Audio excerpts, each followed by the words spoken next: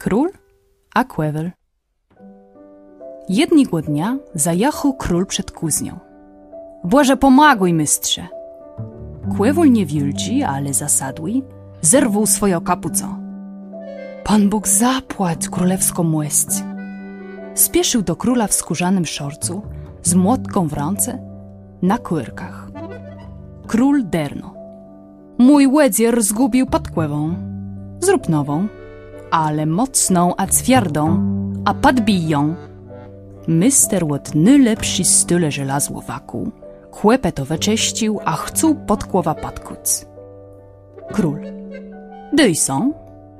Wzuł pod kłowa w rękę, skleszczył pylce, a zżdżuł ją jak witką wierzbłewą.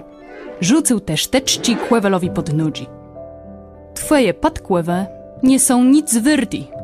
Zrób dredzi, lepsi. Kłewul wakuł dredzi, a podsadzał, przakuł, a król mu płedł twiardi taler. Mister go wzuł, sklyszcił szczepkoma, zgniótł go jak papą, rzucił tą skierepa na kłewadło. Moje podkłewe są decht teli wyrt, jak wasi królewści młescy taler.